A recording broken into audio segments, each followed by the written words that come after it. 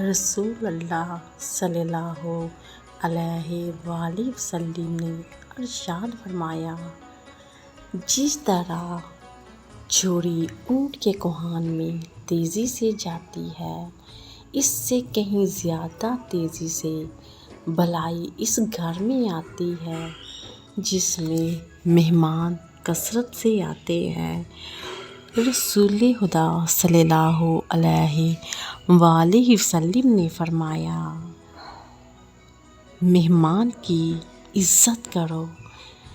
مہمان جب گھر میں آئے تو خیر و برکت لے کے آتا ہے۔ کبھی بھی اس کی طرف سے منہ نہ موندو، کیونکہ یہ تمہارے گناہوں میں سے ایک بہت بڑا گناہ ہے۔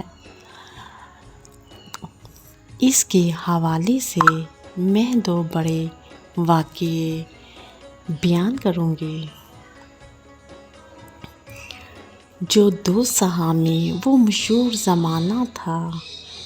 ایک معمولی عرب جس کا کل اثاثہ اور کل کائنات ایک اونٹنی ہوتی تھی، وہ اپنے مہمان کی خاطر و مدارت کے لیے اس کو ذبح کرنے کے لیے خوشی اور مسرت محسوس کرتا تھا تاکہ وہ دل کھول کر اپنے مہمان کی مہمانداری کر سکے۔ قبیلہ طے کا سردار حاتم، جو دنیا میں اپنی سخاوت کی وجہ سے مشہور تھا، عرب ہی سے تعلق رکھتا تھا۔ کتابوں میں ہے، ایک روزہ وہ بالکل تہی دست اور فاقہ مست تھا۔ رات ہوئی تو اس نے کسی طریقے سے اپنے بچوں کو بھوکے پیٹ سلا دیا۔ جب بچے سو گئے تو حاتم کے خیمہ میں ایک عورت داخل ہوئی اور فریاد کی کہ وہ خود بھی بھوکی ہے اور اس کے بچے بھی بھوک سے نڈھال ہے۔ رات کا چاند رینگ کر اپنی آدھی منزل طے کر چکا ہے، لیکن بھوک کی وجہ سے اس کی اور اس کے بچوں کی آنکھیں نیند سے ناآشنا ہے۔ اس عورت کا یہ فقرہ سن کر حاتم اٹھا اور اپنے پسندیدہ اور محبوب گھوڑے کو ذبح کر ڈالا اور اس عورت کے بچوں کا پیٹ بھرنے کے لیے گوشت کے پارچے جتنے وہ لے جا سکتی تھی اس کو دیے۔ پھر حاتم نے کرب و جوار کے لوگوں میں باقی ماندہ تمام گوشت تقسیم کر ڈالا، لیکن حاتم اور اس کے بچے جیسے بھوکے تھے ویسے ہی بھوکے رہے اور ایک بوٹی بھی ان کے حصے میں نہ آئی۔ سخاوت کا یہ جذبہ کہ خود اپنے بچوں کو بھوکا رکھ کر دوسرے کے بچوں کا پیٹ بھرنا صرف عربوں ہی میں تھا۔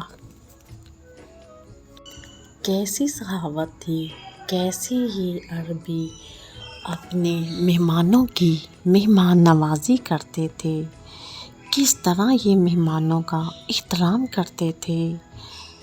کیا آج ہم لوگوں میں یہ روایات ہوتی ہیں؟ کیا ہم لوگ ایسا کرتے ہیں؟ اس سے منسلک ایک اور واقعہ، ایک اور بیان کچھ اس طرح سے ہے۔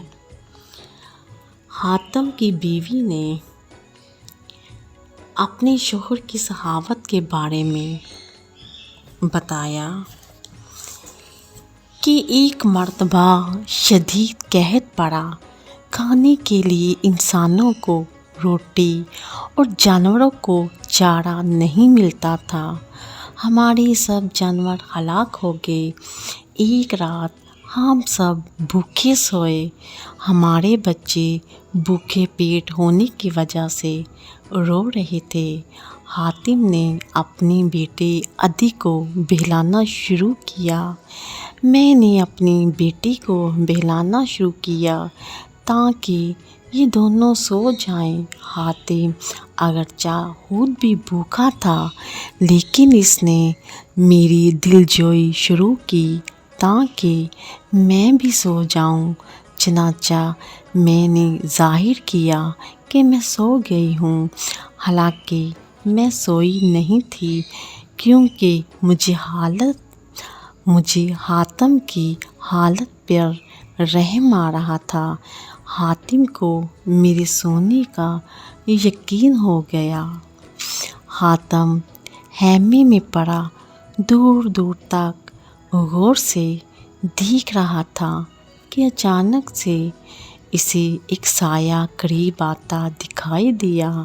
اس نے سر اٹھا کر دیکھا تو وہ ایک عورت تھی جو یہ کہہ رہی تھی، اے سفینہ کے باپ، میں روتے اور بلکتے بچوں کو چھوڑ کر آئی ہوں، میری کچھ مدد کرو۔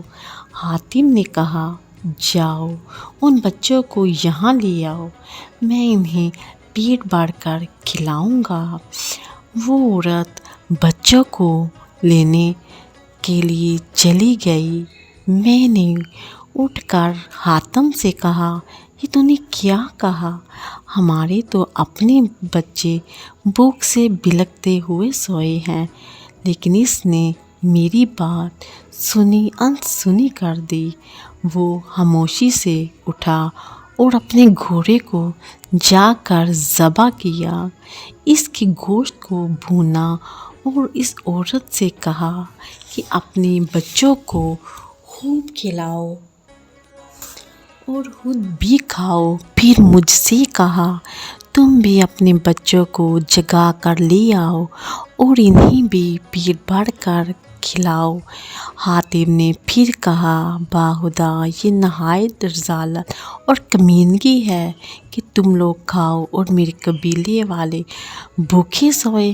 چنانچہ میں اس نے قبیلے کے ہر گھر میں جا کر ان کو اپنے ہاں کھانے کی دعوت دی اور کہا، جہاں آگ جل رہی ہے وہاں تشریف لائیے اور میری ضیافت میں شریک ہو کر میری عزت افزائی کریں۔ قبیلے کے سب لوگ آئے اور خوب پیٹ بھر کر کھایا۔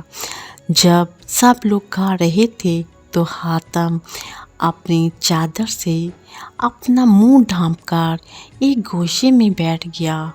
تمام لوگوں نے خوب سیر ہو کر کھایا، لیکن حاتم جیسے بھوکا تھا ویسے ہی بھوکا رہا اور اس نے ایک لقمہ بھی اپنے منہ میں نہ ڈالا۔